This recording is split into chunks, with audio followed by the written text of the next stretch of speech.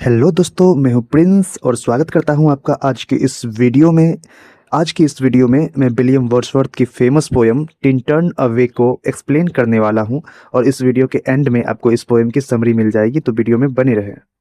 दोस्तों, poem explain करने से पहले इस पोयम के बारे में कुछ बेसिक इन्फॉर्मेशन है, उसे देख लेते हैं। दोस्तों, टिन टर्न अवे जो पोयम है ये विलियम वर्ड्सवर्थ के द्वारा लिखा गया है। विलियम वर्ड्सवर्थ रोमांटिक एज के पोएट हैं। ये जो पोयम है टिन टर्न अवे, इसका पूरा टाइटल है line composed a few miles above Tintern Abbey on revisiting the banks of the Wye during a tour July 13 1798। यह पोयम 1798 में लिरिकल बैलाड्स में पब्लिश कराई गई थी। दोस्तों, ये जो लिरिकल बैलाड्स है ये विलियम वर्ड्सवर्थ सैमुअल कोलरिज के साथ लिखे थे, जिसमें 23 पोएम्स थे। दोस्तों, रोमांटिक एज की राइटिंग अक्सर नेचर, इमोशन और इमेजिनेशन पे जोर डालती थी, मतलब उसी टॉपिक पे लिखा जाता था। दोस्तों, टिन टर्न अवे भी एक नेचर पोयम है जिसमें पोएट अपने पास्ट को याद करता है। तो दोस्तों, बाकी की इन्फॉर्मेशन आप चाहें तो वीडियो पॉज करके नोट कर सकते हैं। फिलहाल मैं वीडियो में आगे बढ़ता हूँ। दोस्तों, इस पोयम की कुछ इंपॉर्टेंट लाइंस डायरेक्ट एग्जाम में पूछ लिए जाते हैं। अगर आप चाहें तो इसे नोट कर सकते हैं। तो चलिए ज़्यादा टाइम न वेस्ट करते हुए इस पोयम को एक्सप्लेन करते हैं। दोस्तों, पोयम एक्सप्लेन करने से पहले इस पोयम की ओवरव्यू ऊपर समझ लेते हैं ताकि पोयम अच्छे से समझ में आए। क्योंकि यह बड़ी पोयम है इसीलिए मैं इसे पार्ट में डिवाइड करके ओवरव्यू बता रहा हूँ, ठीक है। दोस्तों, इस पोयम की लाइन 1 से 22 के अकॉर्डिंग पोएट जब 5 साल बाद टिन टर्न अवे फिर से लौटता है तो वहाँ की नेचर की जो सुंदरता है उसको देख के खुश हो जाता है। वहाँ जो हरे भरे मैदान, ऊंचे पर्वत और घने जंगल जो होते हैं वह उसके मन को रिलैक्स फील करवाता है, ठीक है। और वर्ड्सवर्थ इस लाइंस के द्वारा बताते हैं कि ये जो दृश्य है ये उनके आंखों के लिए ही सुंदर नहीं है, मतलब नेचर की जो ब्यूटीफुल दृश्य है ये उनके आंखों के लिए ही सुंदर नहीं है, बल्कि जब वो शहर में थे तो यह चीज़ उन्हें याद आती थी और यह उनके माइंड को रिलैक्स फील करवाती थी। दोस्तों, पोयम में आगे लाइन 23 से 49 के अकॉर्डिंग पोएट यह बताते हैं कि नेचर की जो ये मेमोरी है उनके जीवन को एक तरह से गाइड करने का काम की है। और ये बात पोएट इसलिए कह रहे हैं क्योंकि जब वो शहर में थे और चिंता में रहते थे या किसी भी कठिनाई में रहते थे तो प्रकृति की, नेचर की जो ये विजन है, ये दृश्य है, इसे याद करके उन्हें शांति की अनुभूति होती थी, उनका माइंड रिलैक्स होता था और उनमें ये चीज़ उनको मानसिक तौर पर स्टेबल करके रखती थी, मतलब उनमें पेशेंस को बना कर रखती थी। इस प्रकार नेचर का प्रभाव केवल भौतिक ही नहीं होता है बल्कि मन और चरित्र पर भी गहरा प्रभाव होता है। दोस्तों, आगे इस पोयम की थर्ड पार्ट यानी लाइन अप्रोक्स 50 टू 111 के अकॉर्डिंग पोएट का व्यू चेंज हो गया है।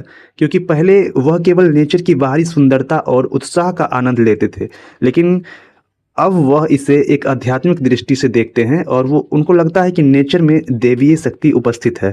वह हर चीज में विद्यमान है, सूरज की रोशनी में भी है, हवा, नदी, पर्वत और मानव मन में भी है। दोस्तों, इस पोयम में आगे लाइन 112 से 133 के अकॉर्डिंग पोएट कहते हैं कि नेचर उनके जीवन में एक मार्गदर्शक, रक्षक और नैतिक गुरु के समान है।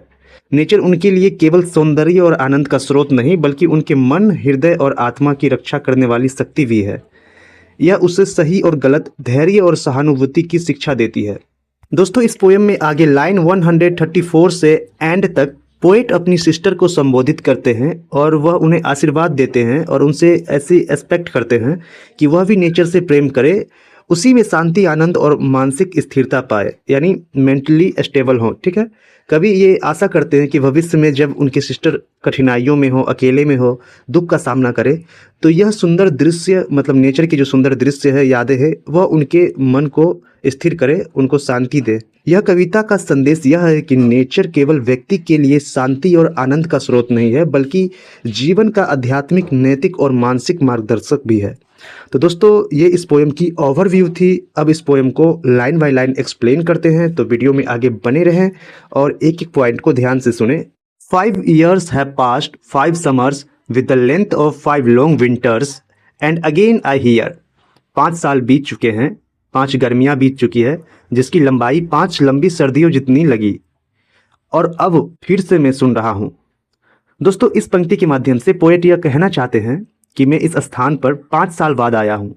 इन 5 सालों में मैंने कई ऋतुएं देखी है, 5 बार गर्मियाँ और 5 बार लंबी ठंडी सर्दियाँ गुजरी है, और अब मैं फिर से उसी जगह के प्राकृतिक स्वर, नेचर की आवाज को सुन रहा हूँ। जैसे मैं 5 साल बाद किसी अपने पुराने गांव या पहाड़ी स्थान पर लौटा हूँ और मुझे फिर से वही पुरानी हवा, वही झरने की आवाज सुनाई दे रही है।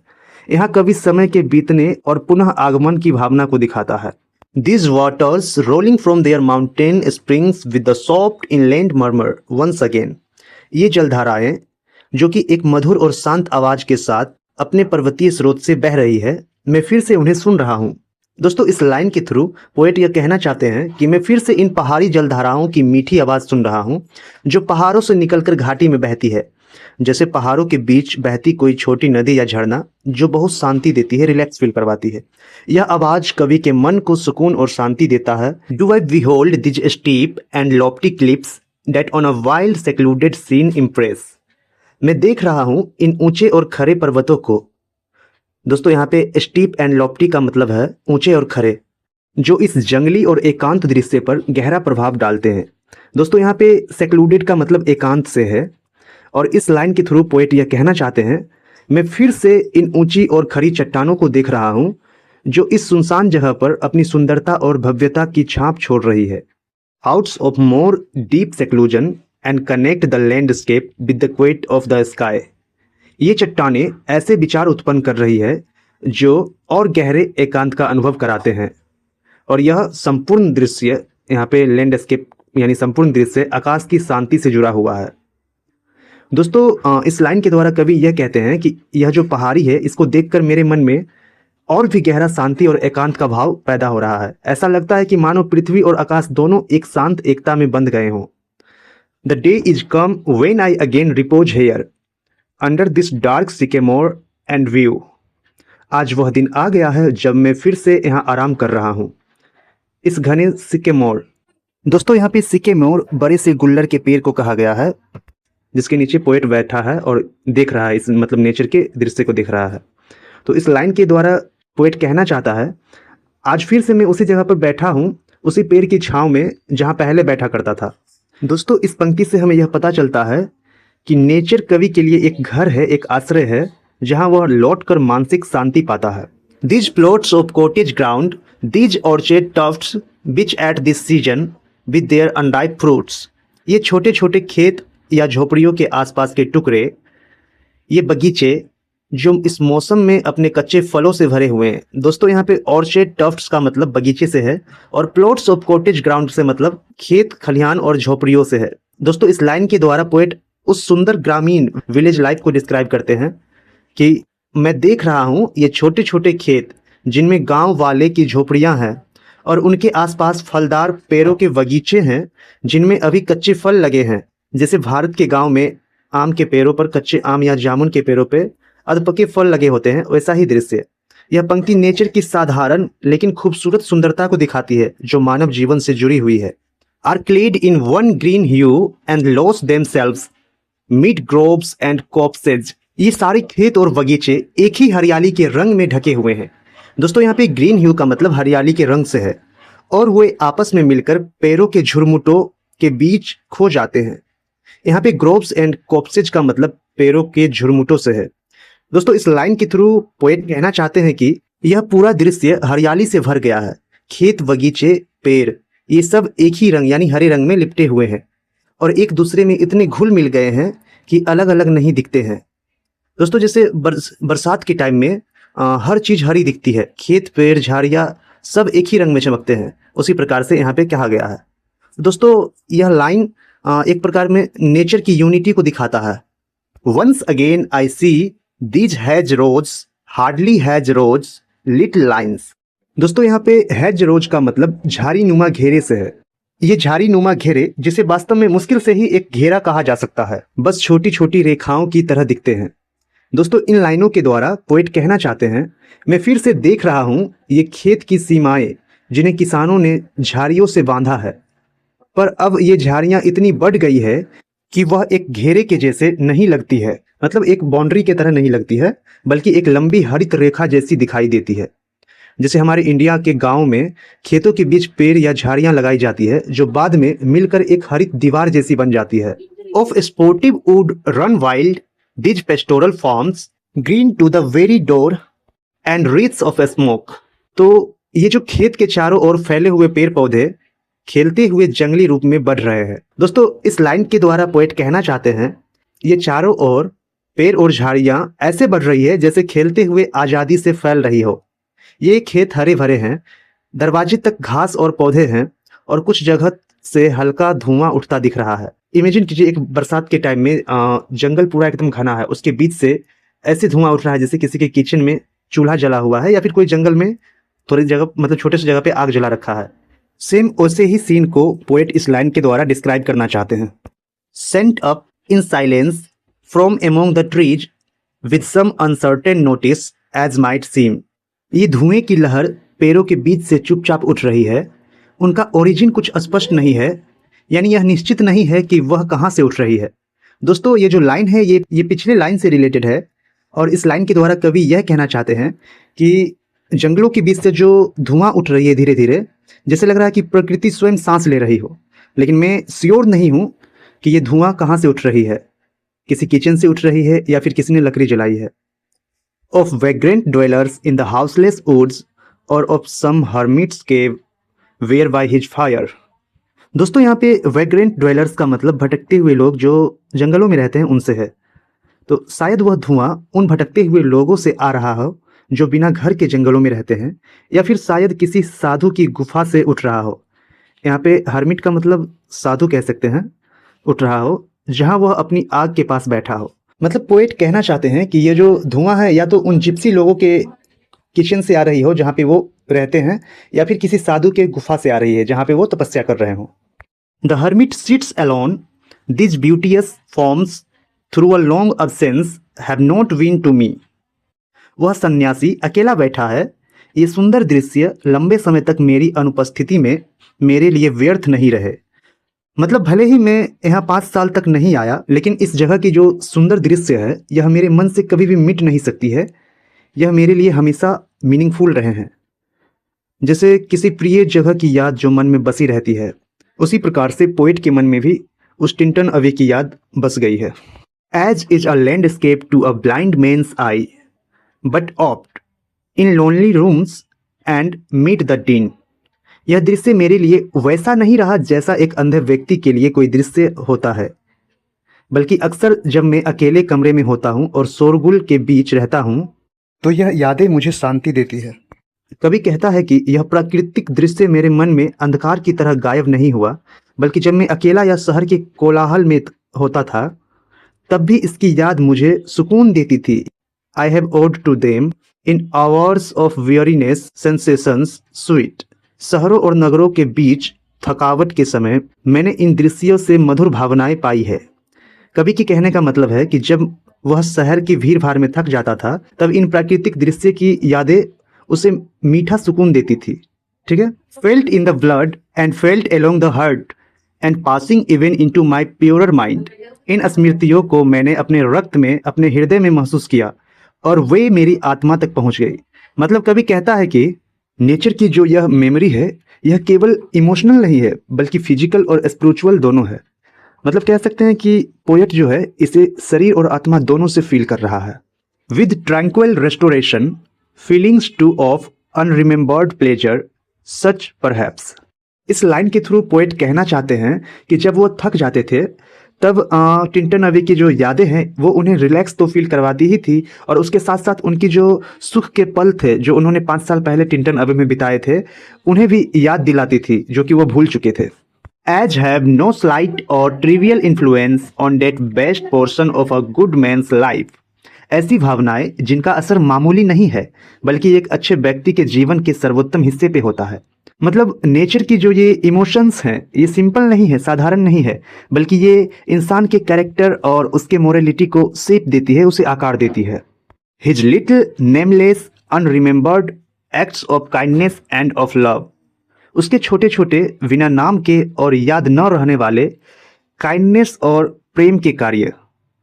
मतलब इस लाइन के थ्रू वर्ड्सवर्थ ये कहना चाहते हैं कि नेचर का जो इफेक्ट है, प्रभाव है, हमारे उन छोटे और निस्वार्थ कामों में दिखता है जिनसे हम दूसरे के प्रति दया और प्रेम दिखाते हैं। Nor less I trust to them I may have owed another gift. दोस्तों यहाँ पे गिफ्ट का सेंस वरदान से है और इस लाइन के थ्रू पोएट यह कहना चाहते हैं कि नेचर ने मुझे केवल शांति ही नहीं दी है बल्कि एक और गहरी स्पिरिचुअल अनुभूति भी दी है। यह गिफ्ट नेचर की स्पिरिचुअलिटी को दिखाती है जो आगे की पंक्ति में डिस्क्राइब करते हैं। Of aspect more sublime that blessed mood in which the burden of the mystery. दोस्तों इन लाइन के थ्रू पोएट अपने एक्सपीरियंस को बताता है जहां उसे स्पिरिचुअल पीस मिलती है। ऐसा लगता है कि जैसे संसार के रहस्य और चिंताओं का भार हल्का हो गया हो। यह पंक्ति नेचर के डिवाइन पावर की ओर संकेत करती है। In which the happy and the very weight of all this unintelligible world is lightened that serene and blessed mood in which the affections gently lead us on. दोस्तों इस line के through poet यह कहना चाहते हैं कि nature हमें एक ऐसी स्थिति में ले जाती है जहां संसार की परेशानियां समाप्त सी लगती है और मन को स्पिरिचुअल पीस मिलती है। दोस्तों यहाँ पे ब्लेस्ड मूड को मेडिटेशन के जैसे माना गया है। Until the breath of this corporeal frame and even the motion of our human blood almost suspended, we are laid asleep in body and become a living soul. जब तक हमारे शरीर की सांसें और रक्त का प्रवाह लगभग रुक न जाए, हम शरीर से सो जाते हैं और आत्मा जीवित हो जाती है।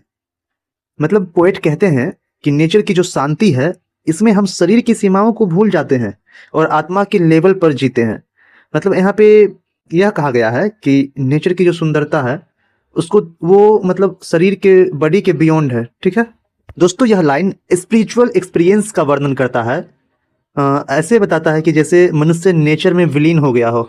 While with an eye made quiet by the power of harmony and the deep power of Joy.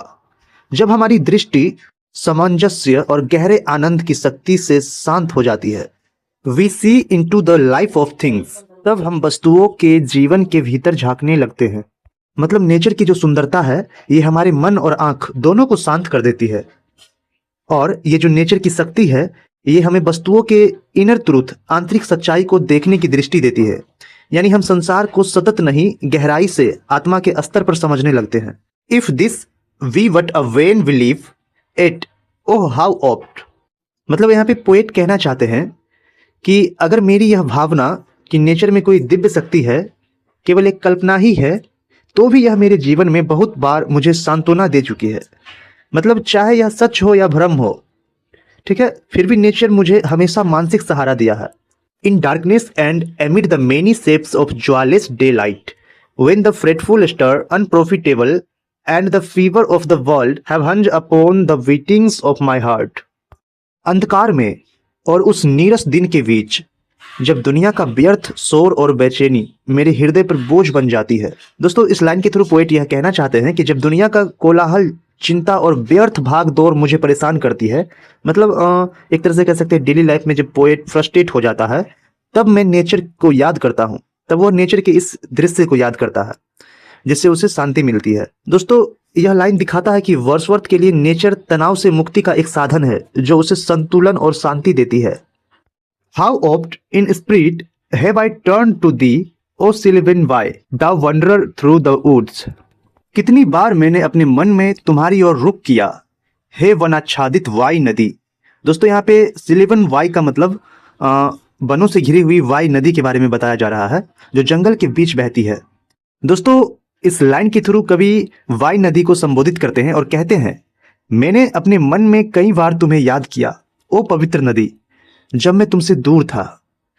मतलब पोएट जब टिंटन अवे से दूर थे तो वाई रिवर को बहुत याद किया। How often has my spirit turn to thee, कितनी ही बार मेरी आत्मा तुम्हारी ओर लौट आई है। पोएट यहाँ दोहराव का प्रयोग करता है ताकि अपनी गहरी भावना दिखा सके। नेचर विशेषतः वाई नदी उसकी आत्मा का आश्रय स्थल बन गई है। यह वाक्य भावनाओं की गहराई को उजागर करता है। And now with gleams of half extinguished thought with many recognition dim and faint and somewhat of a sad perplexity the picture of the mind revives again. और अब मेरे विचार आधे बुझ चुके हैं, पहचाने धुंधली है, कुछ उदासी और उलझन भी है, तब भी मेरे मन का चित्र फिर से जीवित हो उठता है। दोस्तों कहने का मतलब है कि अब जब मैं उम्र और अनुभव के साथ बदल रहा हूं यानी 5 साल बाद आते हैं तो अपनी व्याख्या करते हैं। तो मेरे पुराने विचार पूरी तरह से वैसे नहीं रहे, लेकिन यह दृश्य फिर भी मेरे भीतर की यादों को जगाता है। दोस्तों, यह चीज दर्शाता है कि समय ने कवि की संवेदनाओं को परिपक्व, मैच्योर बना दिया है। While here I stand, not only with the sense of present pleasure, but with pleasing thoughts that in this moment there is life and food for future years. जब मैं यहाँ खड़ा हूँ तो मुझे केवल वर्तमान का सुख ही नहीं, बल्कि यह विचार भी प्रसन्न करता है, खुशी देती है कि यह क्षण मेरे भविष्य के लिए भी जीवन और पोषण बनेगा। मतलब पोएट कहता है कि आज का यह अनुभव मेरे आने वाले वर्षों में भी सांत्वना और प्रेरणा देगा। यह नेचर की सदैव टिकने वाली शक्ति को दिखाती है, जो समय से भी परे है। And so I dare to hope thou changed no doubt from what I was when first। और इसलिए मैं यह आशा करने का साहस करता हूं, हालांकि मैं निश्चित ही बदल चुका हूं उस व्यक्ति से जो पहले बार यहां आया था। मतलब पोएट के कहने का मतलब है कि मैं अब वैसा नहीं रहा जैसा 5 साल पहले था। मतलब 5 साल पहले भी जब पोएट यहाँ टिंटन अवे आया था तो उसकी तुलना में अभी वो काफी ज्यादा बदल चुका है। पर फिर भी मुझे उम्मीद है कि नेचर के साथ मेरा संबंध बना रहेगा। तो पोएट ये कहना चाहता है कि मैं पहले जैसा नहीं रहा हूं, अभी बहुत बदल चुका हूं, फिर भी मैं नेचर के साथ संबंध बना के रखूंगा। दोस्तों, यह मानव परिवर्तन और प्रकृति की स्थिरता का सुंदर भाव है। I came among this hills when like a roe I bounded over the mountains by the sides of the deep rivers and the lonely streams wherever nature led। जब मैं पहली बार इन पहाड़ियों में आया था तो मैं एक हिरन की तरह उछलता हुआ पहाड़ों, नदियों और एकांत धाराओं के पास घूमता था, जहां भी प्रकृति मुझे ले जाती थी। दोस्तों, यहाँ पे रो शब्द का मतलब हिरन से है, और इस लाइन के थ्रू कवि यह कहना चाहते हैं कि कवि अपने युवा दिनों को याद करते हैं, जब 5 साल पहले वह इसी जगह पे आए थे। जब वह नेचर के प्रति उत्साह और जोश से भरा था, तब वह नेचर को केवल बाहरी सुंदरता के रूप में देखता था, आध्यात्मिक रूप में नहीं। मतलब पोएट यह कहना चाहते हैं, जब वो पहली बार आए थे तो नेचर को सिर्फ बाहरी सुंदरता के रूप में देखा था, उसकी स्पिरिचुअलिटी को फील नहीं किया था। लेकिन 5 साल बाद अभी जो आए हैं तो वो इसके आध्यात्मिक रूप को भी अनुभव करते हैं। More like a man flying from something that he dreads than one who sought the thing he loved for nature then the coarser pleasure of my boys days. तब मैं ऐसा व्यक्ति था जो किसी डर से भाग रहा हो, न कि ऐसा जो किसी प्रिय वस्तु की तलाश में हो, क्योंकि उस समय प्रकृति मेरे लिए बचपन के मोटे सुखों जैसी थी। मतलब कवि के कहने का मतलब है, मेरे युवा दिनों में मैं नेचर के पास आनंद के लिए नहीं, बल्कि किसी अज्ञात बेचैनी से बचने के लिए आता था। दोस्तों, यह मानव के इमोशनल ग्रोथ को दर्शाता है। पहले वह प्रकृति को केवल अनुभव करता था, अब उसे समझता भी है। And there glad animal movements all gone by to me was all in all, I cannot paint what then I was। The sounding cataract haunted me like a passion। मेरे बचपन के आनंद में पशु समान भाव खत्म हो चुके हैं। तब प्रकृति मेरे लिए सब कुछ थी। मैं यह नहीं बता सकता कि मैं कैसा था। गर्जन करती जलप्रपात। दोस्तों, यहाँ पे कैटरैक्ट का मतलब गर्जना से है, जलप्रपात के झरने की जो गर्जना होती है उससे है। मुझे किसी जुनून, पैशन मतलब जुनून की तरह आकर्षित करती थी। मतलब ये जो झरना है वो उसे आकर्षित करती थी। दोस्तों, सीधे सीधे कहें तो कवि अपने युवावस्था के दिनों में, मतलब युवावस्था के दिन के तीव्र भावनाओं को याद करता है, जब नेचर उसके लिए एक जोश और भावना का स्रोत था। उस समय वह उसे केवल पैशन के रूप में अनुभव करता था, न कि शांति के रूप में। The tall rock, the mountain and the deep and gloomy would, their colors and their forms were then to me an appetite, a feeling and a love। ऊंचे पत्थर, पहाड़, गहरे और अंधेरे जंगल, उनके रंग और रूप मेरे लिए भूख, भावना और प्रेम बन गए थे। दोस्तों, यहाँ पे एपेटाइट का मतलब किसी भी चीज के लिए भूख होना, ठीक है। मतलब कुल मिलाकर कहें तो कवि कहना चाहते हैं कि नेचर के दृश्य मेरे लिए एक प्रकार की लालसा बन गई थी, जैसे आत्मा की भूख। यह दिखाता है कि युवावस्था में उनकी भावना तीव्र और भौतिक थी, वह देखने और अनुभव करने तक सीमित थी। That had no need of a remoter charm by thought supplied, nor any interest unborrowed from the eye. That time is past, and all its aching joys are now no more। उन्हें किसी और आकर्षण या विचार की आवश्यकता नहीं थी। सिर्फ आंखों से जो दिखता था वही पर्याप्त था। वह समय अब बीत चुका है, उसके तीव्र सुख अब नहीं रहे। दोस्तों, पोएट यह एक्सेप्ट करता है, एडमिट करता है कि वह यूथफुल डिलाइट अब समाप्त हो चुका है। अब वह नेचर को केवल आंखों से नहीं बल्कि मन और आत्मा से देखता है। And all its dizzy raptures not for this faint I nor mourn nor murmur other gifts have followed for such loss I would believe abundant recompense. और वे सब आश्चर्य करने वाले आनंद अब नहीं है, पर मैं इसके लिए दुखी नहीं हूं, क्योंकि इस हानि की भरपाई नेचर ने और वरदान से कर दी है। मतलब कवि कहता है कि मैं अब वह युवा नहीं हूं, पर मैंने नेचर से एक गहरा आध्यात्मिक दृष्टिकोण पाया है जो कहीं अधिक मूल्यवान है। For I have learn to look on nature not as in the hour of thoughtless youth but hearing often times the still sad music of humanity. क्योंकि मैंने सीखा है कि नेचर को अब मैं बचकाने मन से नहीं बल्कि मानवता के शांत और दुख भरे संगीत को सुनते हुए देखता हूँ। मतलब कवि कहता है कि अब नेचर को केवल सुंदरता नहीं बल्कि जीवन की सच्चाई, खुशी और दुख दोनों के प्रतीक के रूप में देखता है। Nor harsh nor grating though of ample power to chasten and subdue and I have felt a presence that disturbs me with the joy of elevated thoughts। वह संगीत यानी नेचर का जो संदेश है, मैसेज है, यह कठोर या खुरदरी नहीं है। चेस्टन मतलब अनुशासित और सबड्यू मतलब नियंत्रित, कि वह मन को अनुशासित और नियंत्रित कर सके। और मैंने एक ऐसी उपस्थिति को महसूस किया है जो मुझे ऊंचे और महान विचारों की प्रसन्नता से विचलित कर देती है। दोस्तों, कवि कहता है कि नेचर का प्रभाव उसे कोमल परंतु गहराई से प्रभावित करता है। वह नेचर में एक दिव्य शक्ति, स्पिरिचुअल प्रेजेंस को महसूस करता है जो उसे उच्च विचारों की ओर प्रेरित करती है, मानो उसकी आत्मा किसी महान और पवित्र शक्ति के स्पर्श से जाग उठी है। A sense of sublime, of something far more deeply interfused, whose dwelling is the light of setting suns and the round ocean and the living air। एक महान अनुभूति, ऐसी शक्ति की जो हर चीज में गहराई से मिली हुई है, जो अस्त होते सूर्य के प्रकाश में, सागर के गोलाकार विस्तार में और जीवित हवा में भी निवास करती है। मतलब कभी कहना चाहते हैं, पोएट यहाँ पे पैंथेइज्म का विचार व्यक्त कर रहे हैं। उनका मानना है कि एक ही दिव्य आत्मा संपूर्ण प्रकृति में मिली हुई है। सूर्य, समुद्र, हवा, सब में वही आत्मा विद्यमान है। यह उसकी स्पिरिचुअल रियलाइजेशन का चरम बिंदु है। आगे पोएट कहते हैं, and the blue sky and in the mind of man a motion and a spirit that impels all thinking things, all objects of thought and rolls through all things। वह शक्ति नीले आकाश में भी है और मनुष्य के मन में भी है। वह एक गति और आत्मा है जो हर विचारशील जीव, हर वस्तु में विलीन होकर सबको चलाती है। दोस्तों, यह लाइन भी पिछले लाइन से रिलेटेड है और पोएट कहना चाहते हैं कि वही दिव्य शक्ति पूरी सृष्टि में, यहाँ तक कि मनुष्य के मन में और चेतना में भी प्रवाहित होती है। नेचर और मानव मन दोनों एक ही सार्वभौमिक आत्मा के भाग हैं। यह एक गहरा फिलोसफिकल एंड स्पिरिचुअल यूनिटी का भाव है।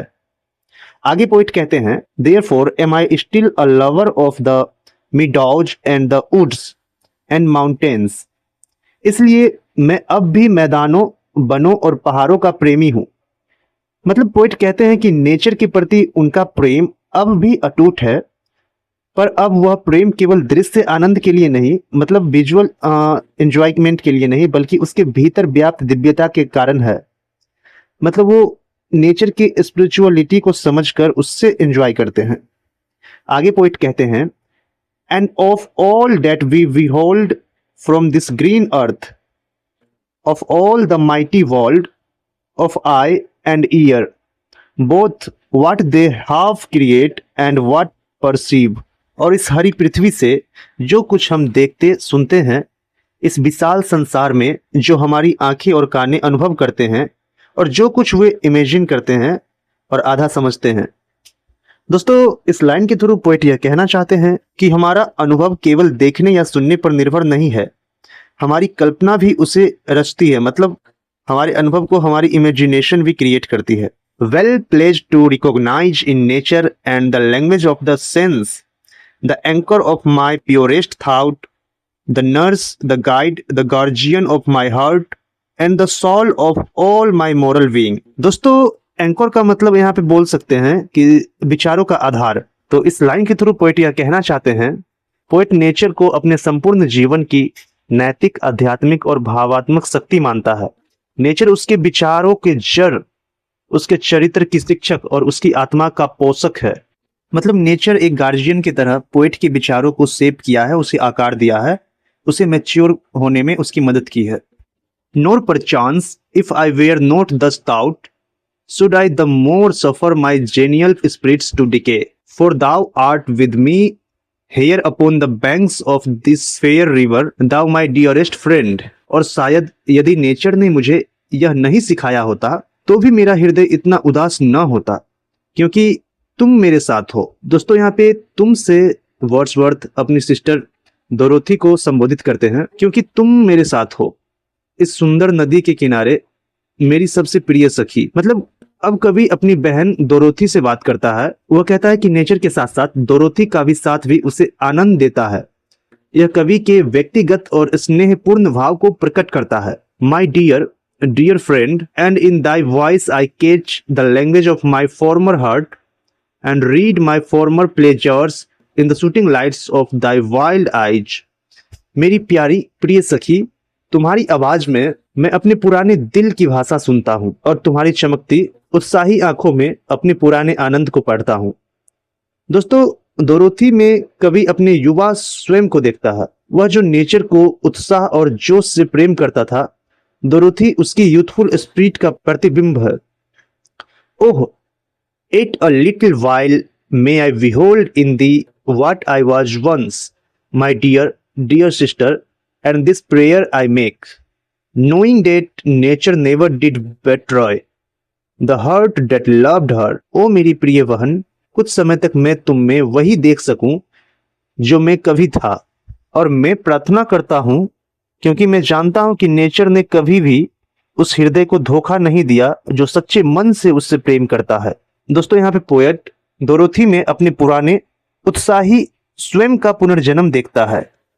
वह प्रे करता है कि डोरोथी भी नेचर से वही आशीर्वाद पाए जो पोएट को मिला है।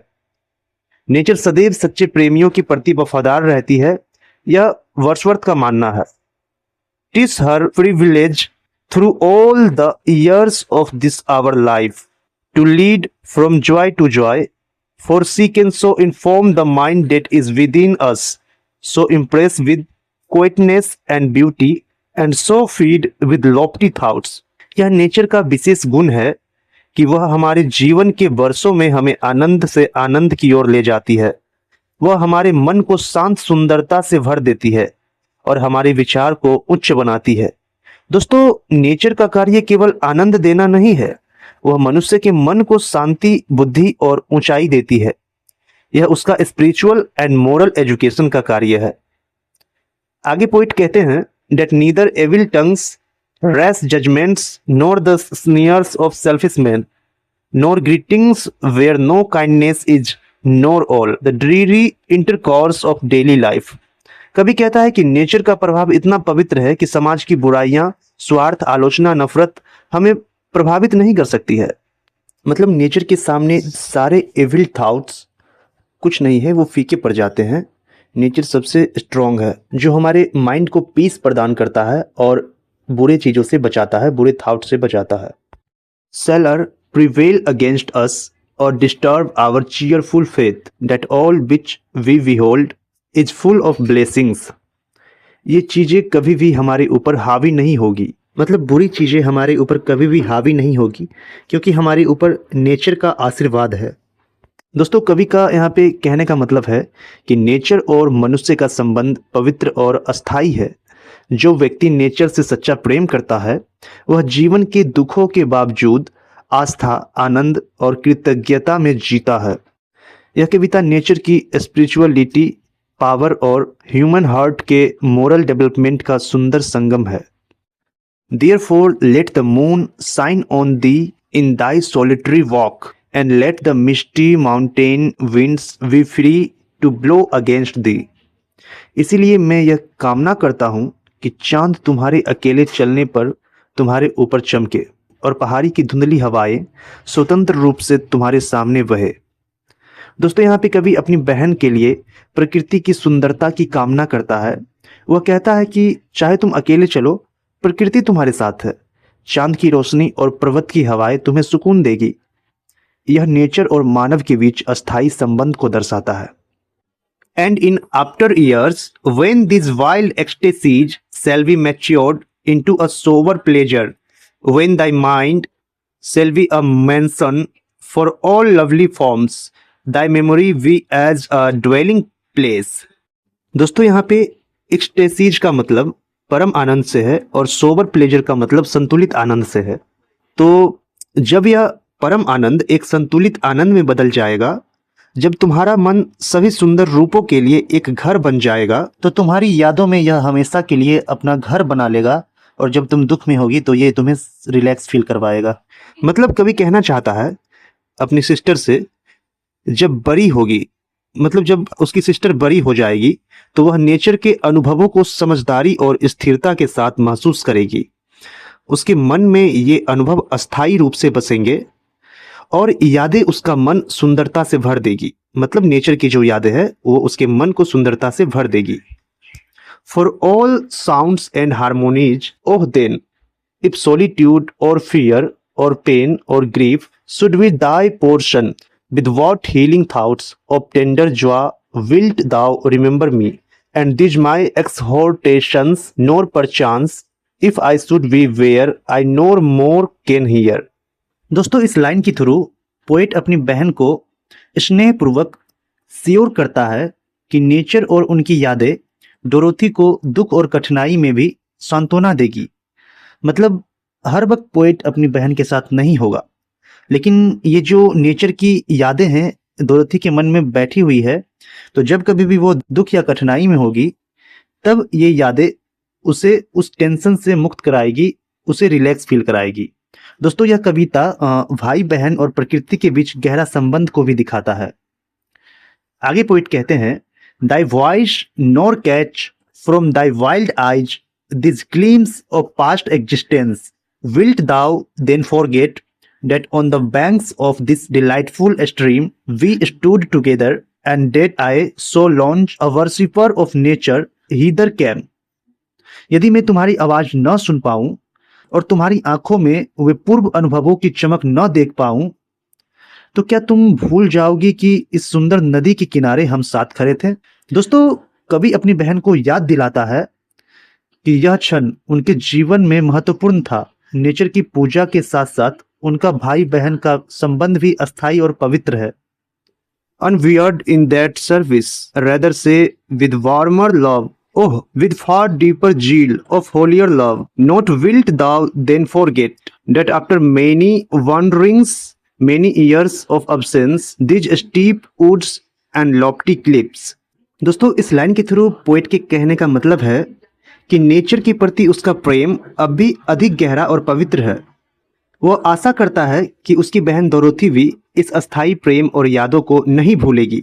And this green pastoral landscape were to me more dear both for themselves and for thy sake. और यह हरा भरा ग्रामीण दृश्य मेरे लिए और भी प्रिय है, स्वयं के लिए और तुम्हारे कारण भी। दोस्तों, इस लाइन के थ्रू कवि यह कहना चाहते हैं कि नेचर और डोरोथी दोनों उसके जीवन का अभिन्न हिस्सा है। यह दर्शाता है कि नेचर केवल भौतिक सौंदर्य नहीं बल्कि प्रेम, स्नेह और यादों का भी स्रोत है। दोस्तों, इसी के साथ हमारी आज की यह वीडियो कंप्लीट होती है। अगर इस वीडियो में कहीं पे भी आपको किसी भी लाइन में परेशानी हुई होगी तो कृपया उसे दोबारा देखें। मुझे आशा है कि उस चीज़ को आप समझ पाएंगे। अगर आपको यह वीडियो अच्छी लगी तो वीडियो को लाइक करें और चैनल को सब्सक्राइब करें, क्योंकि ऐसे ही वीडियो में आगे बनाता रहूँगा। दोस्तों, अगर आप इस पोएम की समरी चाहते हैं तो वीडियो में आगे मैंने इस पोएम की समरी इंक्लूड की है, आप उसे पॉज करके नोट कर सकते हैं। अगर आपको इस वीडियो में किसी प्रकार की प्रॉब्लम हो तो आप अवश्य ही कमेंट बॉक्स में कमेंट कर सकते हैं। Thank you.